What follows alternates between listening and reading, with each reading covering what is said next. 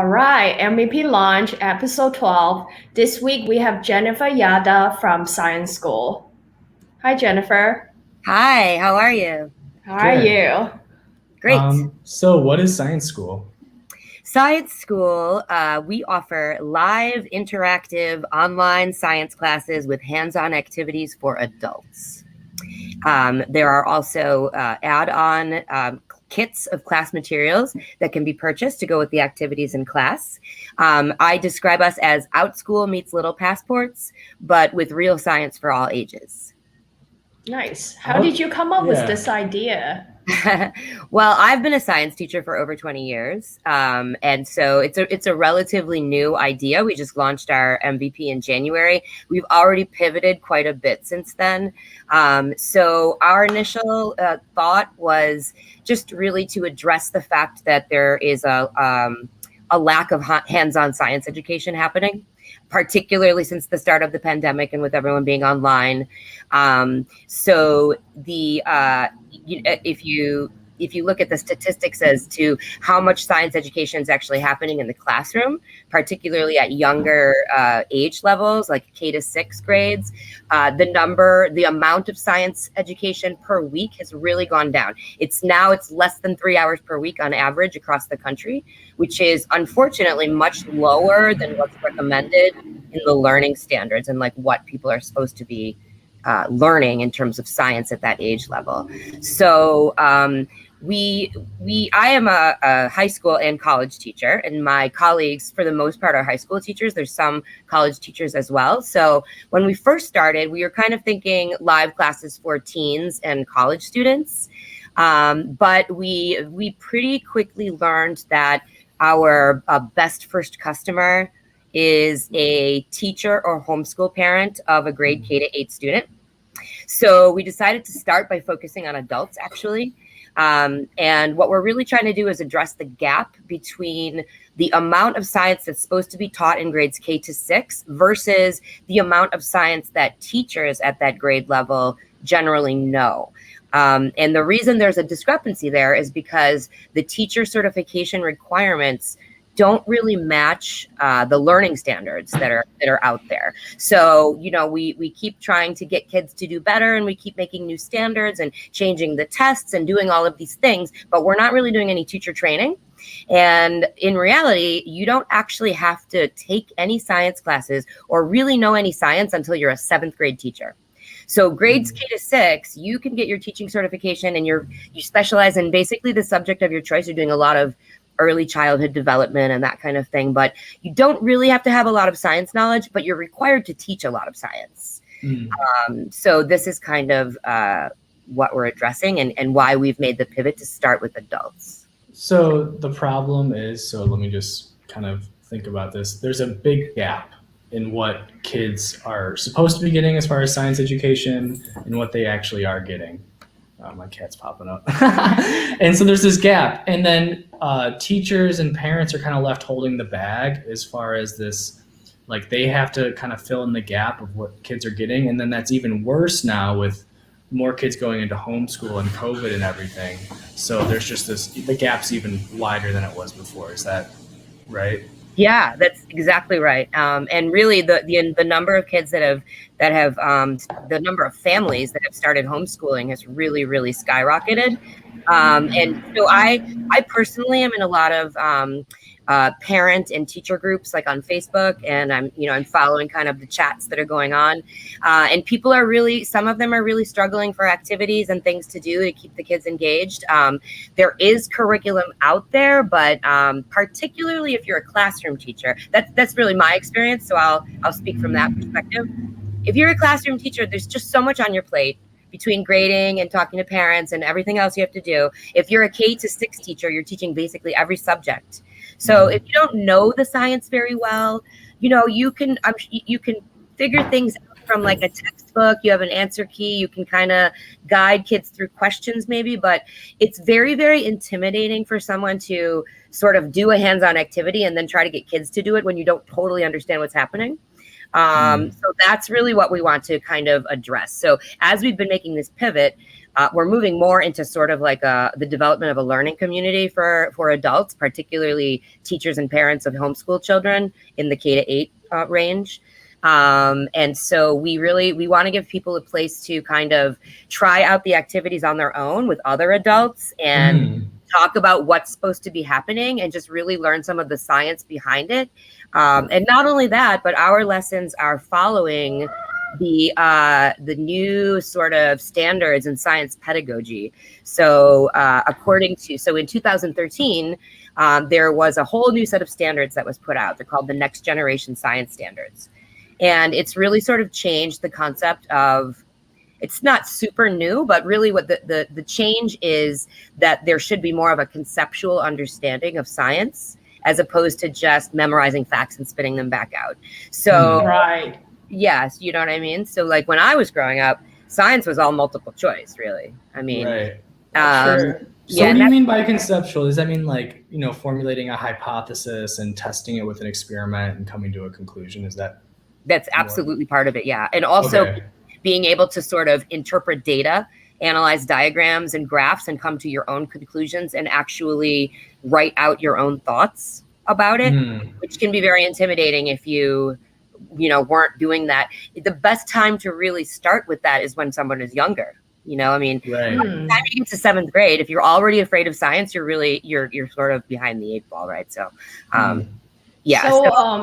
So what do people do today without your solution? As more people are staying at home and doing homeschooling with COVID is happening and a lot of people doing remote work, what do you see it as it is? Like, how do people today solve the problem without science school? That's a great question. A lot of people are looking for pre-made curriculum to try to teach their students at home or in school. They're just, searching for ideas from other teachers. But what they don't really have is a place to sort of practice this stuff, Once you reach the age of 18, you don't have a ton of options for adult learning. You can either go to college, or most of what's out there is self-paced. Even if you go through something like Coursera or Masterclass or Udemy or whatever, it's a lot of it is self-paced. There's not a lot of live interaction where you can, and a lot of times if you're doing a science activity, there's a million things that could go wrong. And if you don't really know what to expect, and then your kids or your students are like, well, what about this? It's very intimidating. I know that just as a person coming through science, as a science major, I should say, and just the science that I grew up with. I graduated from high school in 1990, and I got my first science degree in 96, and it was not very conceptual, I would have to say. There was not a lot of experimentation. There was not a lot of creativity. And so it was intimidating even for me going through that and then starting to teach science, even though I felt like I knew it. So I just can't imagine being a teacher of a parent or a parent of a younger child and just, it's one thing to come up with one demonstration and sort of talk about it and have a great class, but you need to do that every day for a whole year, right? So yeah, for sure. Yeah. Yeah, I love that you're approaching it from this whole like conceptual way of thinking about science, because no one really knows the answer. It's like, this is the data we're seeing, and this is what some people think it's this, until proved otherwise, right? Like, so yeah. There's no real answers. It's just like, oh, this is our best guess so far. That's true. And, it's interesting because people don't really understand that that's how science works, I feel like, so that makes people doubt science because they're like, well, if you don't really know what's happening, why, I don't know. It causes a lot of doubt about scientific advancements. And we can see the divides that we have in society right now, just about vaccinations and things like that. So our goal is to promote scientific literacy really across the board for all ages. So eventually we'd love to, of course, also have K-12 classes. What I really want to create is a platform that's similar to OutSchool, where I'm connecting the teachers and the students. And I'm sort of following OutSchool's model, but really just focused on science and with a little bit more guidance. So we kind of want our classes to follow, like I said, the Next Generation Science Standards. So what they've recommended is what's called 3-dimensional learning. And the 3 dimensions are One is the content, right? The core idea that you're talking about. And the second thing is a science or engineering practice. So that could be an experiment, but it could also be arguing a point of view based on evidence, or it could be constructing a model, a mental model or a physical model to explain how you're thinking, designing a solution to a problem, figuring out what the problem is. All of those things are science and engineering practices. And then the third dimension is what's called a cross-cutting concept. And that is just sort of looking at the big picture, like how does the whole system function together? How are structure and function related? So for example, we just had one of our first live classes was a medical mystery class. The medical mystery was the phantom limb. So it was about phantom limb pain. And the science engineering practice that we did was, as we learned about the phenomenon of phantom limb sensation, we were learning about the nervous system. So we created a model of the neuron to learn about how, the structure of the neuron and how that's related to its function and how neurons communicate. That was also our sort of cross-cutting concept, was the relationship between structure and function. So we would like all of our classes to kind of follow this three-dimensional pattern. So one of the things I've been creating is like a lesson template and a teacher training portion of our site. And now we're really focusing specifically on teacher training. So we're going to be... I really like the way that you talk about the three-dimensional learning, because I feel like we do need some sort of system, like a way to for education, because in order for the kids to be able to deeply understand some sort of problem, you need to walk them through why this is happening and how is this formed and why is this important.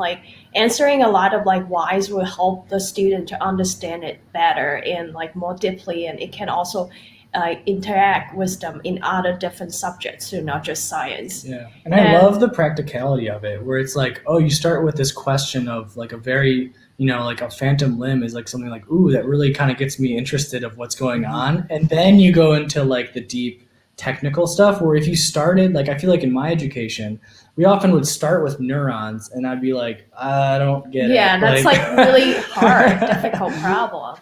Yeah. So what have you learned while building a science school? Is there anything surprising? I have learned so much just by going through startup school, really, honestly, from the perspective of a business person, I guess, is really where I've learned the most. I guess what I learned is that we needed to pivot and sort of address adults first before we could just sort of expand to K-12 classes, because the teachers that I want teaching for us, I personally know a lot of teachers that are pretty familiar with this and are abreast of all the new things that are happening. But, a lot of places, I'm in New York City, I taught at a charter school very recently for a few years, and I was really shocked to see how many people are just totally out of the loop in terms of there are new standards, there are new exams coming, what is actually happening. There is a community of teachers out there that you could be talking to. People are very unaware of that, and they unfortunately don't have access to a lot of that as teachers. So we're hoping to bring that to everyone really in the country, I guess I would say. Yeah, Nice. when we talked before, I was super excited about the whole community aspect of where this could go, because that's really the future, right? It's almost like school evolved to a community where it's really about just talking with other people and oh, you're experimenting with this new thing and maybe I can take that and inspire me. And I don't know, I'm excited to where this can go. Maybe we can pop up the demo flyer. Sure. Yeah. So what's this about? Yeah, can you walk us through this? Sure. So this is actually our sort of newest pivot, I would say, or our newest offering. We have been offering sort of individual classes, the medical mystery classes, some bioethics classes, but in the spirit of kind of creating this learning community, we are starting this Friday series, Cocktail Science. It's going to be every Friday starting April 23rd. It'll be 2 hours during happy hour. So it's kind of, I would call it a fun working happy hour. And we're going to have the same agenda every time. We're going to start with a science demo. And that is something that we are going to post the list of materials by Tuesday morning for the Friday event, and you can collect the materials and you can try it with us at home, and we're all going to do the demo together, and we're going to see how it works, and we're going to all try it out, and we're going to talk about it and see who has problems and kind of talk about the science behind it, right? And then the next part will be a teacher share out. So we're going to invite any teachers at all who want to participate in our cocktail science hour to try out their own activity. So, even if it's something that every single one of us has seen before, you have never tried it. So we're going to be your students, and you can try your activity on us, or tell us about your plan. And we will give you some feedback and kind of talk through something that you want to try personally in your own class, so that you can have a practice place before you put it in front of your students. And then what age group is this? So this is for adults, 18 and older. Yeah. Okay, I see. Really targeting teachers and parents of homeschool students, again, for K-8, but any adults 18 and over are welcome. And then the third part of it is going to be, of course, because it's cocktail science, we're going to have, our cocktail of the week. There will be alcoholic and non-alcoholic versions. And then we're going to all make our cocktail and kind of just have a Q&A for the last probably hour or half an hour of the session. I'm going to start by answering some questions that I've been accumulating from some of the teacher and parent groups that are out there, but we're really just kind of going to open it up to a discussion. What are the problems that you're having at school that you can't talk about right now with your administrators, or maybe even your other colleagues, or you just don't know how to address, or you need to discuss with other people? So it's going to hopefully be a community where people can come and support each other and just, try to move forward. Yeah. I love, because, school's been so disrupted with COVID and everything. Like, I mean, California, I know they're only like 2 days a week, some places, like it's still crazy. And then like remote has been like a huge thing that now every school has to do that. And I love that maybe like a bright side of this is that now that more parents are like, oh, wow, I really should get more involved with my kids' education, because I can't necessarily rely on the school for everything. But that might be actually a good thing, because if the parents are involved, they're with the kid all the time, not just during school hours too. Right. Just thinking out loud. Absolutely.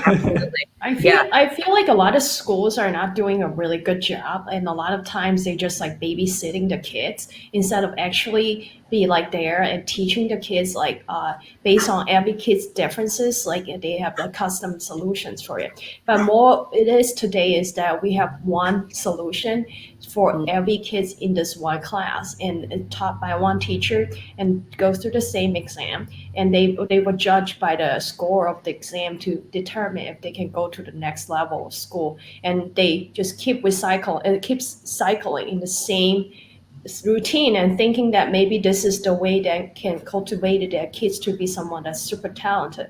But I really don't think is right. I think something like your school, like science school, is something that can actually help kids, like, because they can choose whatever they are interested in learning, and they can go from that branch and not have to go through all the like bullshit in school. or share successful, like teachers and parents can share really useful lessons that engage the kids. Absolutely. Right? And not just be like, oh, multiple choice in the back of the book. Yeah. I feel like a lot of kids have this problem too. Like they grow up and then they went into college and they graduate college. They have this panicking time. It's like, holy cow, now I have to go through this job thing by myself. I don't have a path for me to go through anymore. And I don't know if this hand experience is really helpful for kids. Like I felt like they could have been more prepared way before that, like even in high school. Yeah, in grade school, if you're doing this like scientific method of like questioning the results, like I think a lot of places all over the world wide, because we have a lot of experience with like Chinese education in China, but I also had education here, where it's like when you question the book, right? Like not everyone says like, oh, you should question the book. That's like a pretty interesting idea. Yeah, it's true. And, a lot of textbooks are put out by like just a very small number of companies too, which is sort of an interesting thing. A lot of the curriculum that's out there is, it's kind of hit or miss as to how easily you can just sort of adapt that into your own classroom. You're right about the fact that everyone kind of has to take the same standardized tests, particularly in New York. I will, just to go back to what you said, Queenie, about everyone kind of doing the same thing in class. There is really there's been for many years a really big push to differentiate instruction. So to kind of sort of tailor the assignments or what's happening to the learning style of different students. It's just very, in theory, it sounds wonderful, but, from the experience of a classroom teacher, it's so difficult to do that when you're sitting with a group of 25 people or 30 people and, you have like 4 different levels in there. And you also have, maybe a Regents exam at the end of the year or whatever to try to move towards. So, it's difficult. It's a difficult concept. So there are a lot of people that are moving more to just project-based learning or problem-based learning, I should say. And they some schools in New York even have exceptions to the standard Regents exam where their culminating assessment is a project. So I think that more schools will be moving in that direction, hopefully. But also, the other thing that you're really talking about is vocational education. It's a shame to me that we don't have more of that. Actually, I personally think that you should be able to come out of high school and get a job if you want. That's really my opinion. It should not be college, And also going to college nowadays is not necessarily a guarantee for a job either. So, as you were saying. So I'm kind of, another sort of thought we have for science school is that, particularly for adults even, we'd love to have something like, I'm sure you guys have been following what Google's doing. Have you? With the certifications? Yeah. They have like their own certifications where you could come right out of college, you can take their certification classes and then apply for a job with Google. I should say you should come out of high school. You can come right out of high school, do the Google certifications and apply for a job with Google without ever going to college. And, Google is one of the best companies to work for right now in terms of employee reviews, right? One of their goals is to extend the lifespan of every employee, and they have all these wellness things. So I just think there should be more options like that out there. So it would be great. We would love to have one of the co-founders in our startup school group sessions mentioned like, oh, wow, I'd love to learn about, I'm really into cars now, and I would love to learn all the science behind how different parts of the car engine work. So those are very practical things that we would like to include, That's exciting. I think education right now, education tech is so exciting. I mean, I was like 2012, I got really into online learning and it changed my career. So just what technology can do with education's amazing. We were doing, we stole this from startup school. We're doing goals and obstacles for the week. So what are your goals and obstacles for this week? Okay, great question. Well, we just finished the build sprint and I did hit my goals for the build sprint. Nice. But yeah, thank you. And I guess my goal for this week right now is I'm pivoting a little bit again, which is I'm kind of starting up this this Friday cocktail science. I'm moving toward building a community right now. Rather than just focusing on individual classes, because that's something that will come out of the platform that we create. So, I'm not trying to make this about me teaching a class, right? I want to connect teachers and students. So right now I'm sort of pivoting more to, even though we did a lot of beta testing. I was very much involved in that. It was very hands-on for me. So, I want to be more of the coordinator of this. And so I'm moving toward creating this community. That's the goal for this week, is to pivot and to kind of make the messaging on our website and our offerings match this direction, I guess. Nice. And we're also, as part of that, we're starting to create a summer professional development package, like a 3 to 5 day package that we're going to offer to schools, actually. And part of that will be to, number one, it will be to assist all of the K-6 teachers and even other science teachers throughout the district in creating 3-dimensional lessons. What does that mean? What do they look like? What should they look like? What are your options? How can you do it? So we're going to, one of our goals is to have a sort of a lesson study where the teachers are always looking for more work time. They are just sort of really packed with professional development, but it's a lot of like class after class after class, but not a lot of time to actually do what needs to be done. So we like to facilitate a lesson study where we have groups create a lesson, practice it on each other, get some feedback. By the end of the week, you'll have maybe 5 complete lessons or whatever it is.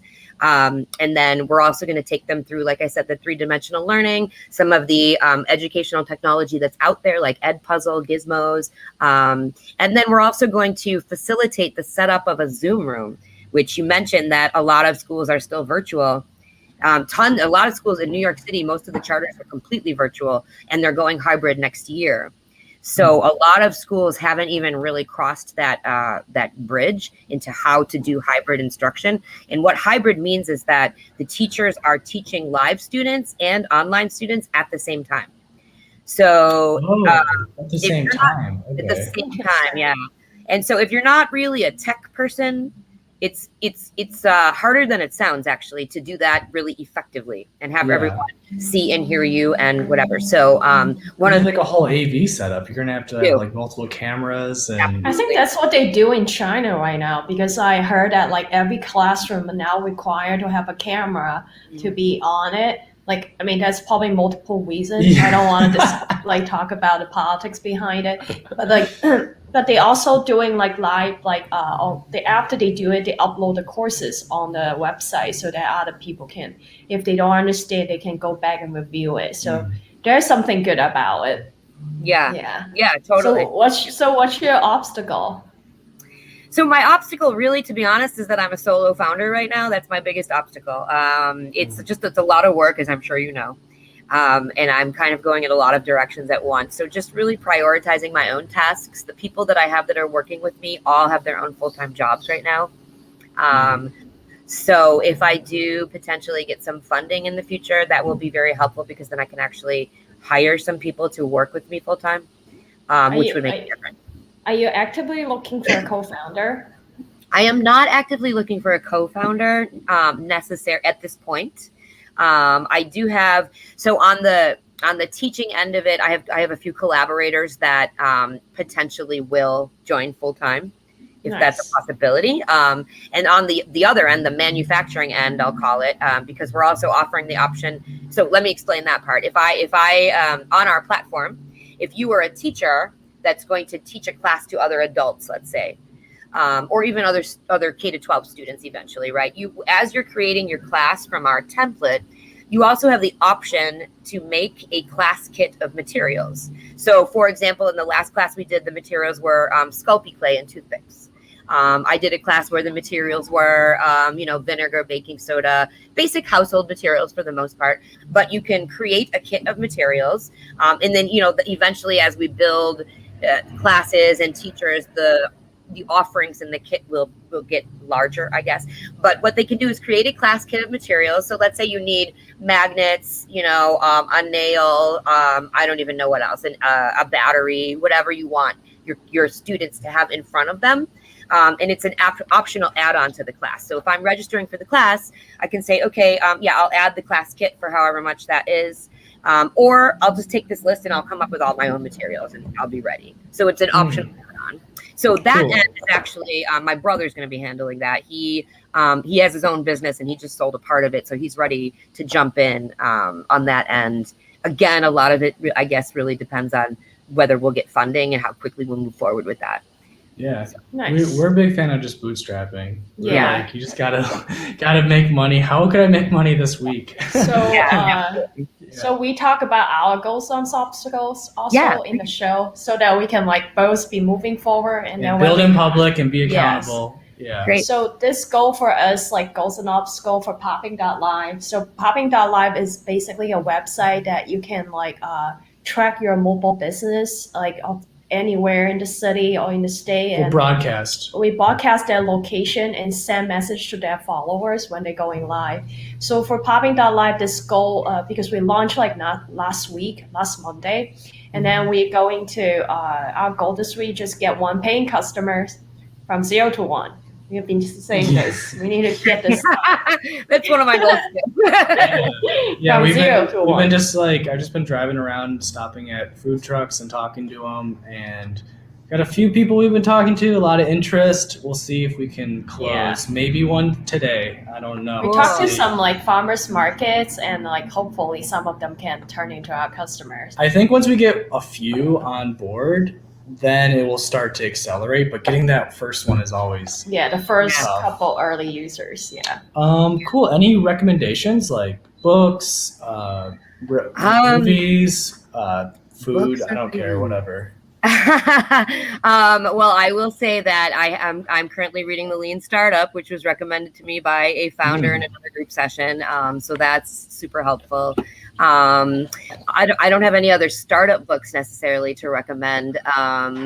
And movies, what I've been watching are the SAG Award movies lately. What's up for awards? So what can I recommend?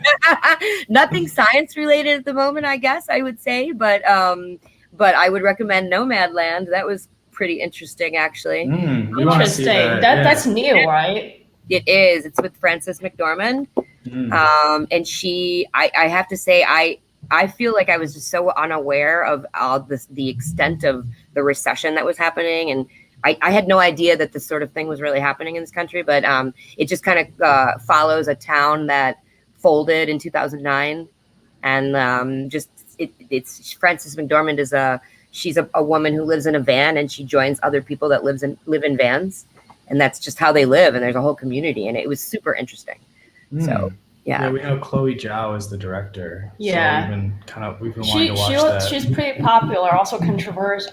Very controversial in China because of Wow. whatever. Yeah. But anyway, it doesn't so matter. What's our recommendation is How to Win Friends and Influence People, and it's a classic. It's just like basically the whole book is just all about like how do you become a good person and be just be friendly, and how like the whole goal of seems winning obvious, friends, right? like it seems really obvious, but it's just so difficult. It's like one thing that I really was inspired by it. Like even though I know these are all like common sense, but when they say it in the book, they like if you want your neighborhood to be a good place, then you need to work towards it. And you can start by just smiling at every stranger that you walk by, that you talk to. Just by showing a little bit of kindness every day, you will eventually turn your neighborhood into something that's great. And I think everyone could use a little bit of that. And if someone's in their like depression mode, if they're not happy, and what they need is some stranger's smile can actually enlighten them and make them feel better for the day. And I felt that was like really inspiring. Just like being nice to people. Yeah. Is that the Dale Carnegie book? Yes. Yeah. That's great. That's great. I have that on my shelf, actually. I have not read it. So I'll give you one more book recommendation, actually. It's called Your Money or Your Life. I don't have the author in front of me right now. I do have it on my shelf, but this book, Your Money or Your Life, I have to tell you, it's pretty life-changing in terms of your relationship with money, because it kind of forces you to equate money to time. Yeah, and that's true. It really changes your mindset, you know? So before you buy that $10 cup of coffee, you have to think like, how long did I have to work to get this $10? It's just as an example, you know, but it's so that I would recommend that one. That was a pretty interesting one for me. Your Money, Your Life? Your Money or Your Life. Or your life. Interesting. Right. Yeah, I mean, time is the best currency. I mean, I'll take time over anything else. Well, you can dial back. You can only go forward. Yeah. So we've been pretty like enforced this like method, 2A method. Basically, you want to do 20% of your time to invest in something that 80% of the value. So basically, you just like it can apply to literally everything in your life. Like for example, you go into grocery shopping, like you saw a shelf of like tomato paste, like you're not sure which one you're gonna get. So what would be the most efficient way for you to do this, right? Like just an example, just like it applies to everything. Or your company, right? Like do the thing that takes the least amount of effort to give the most amount of result. Because you're just one person now. Yeah, especially you're a solo founder, and it's extremely difficult, and it's easy to like get distracted by a ton of like tasks every day, and you just have to pick the priority that gets you the best results. Yeah, absolutely. Cool. So how can people find you? So they can find me on the website, which is thescienceschool.org.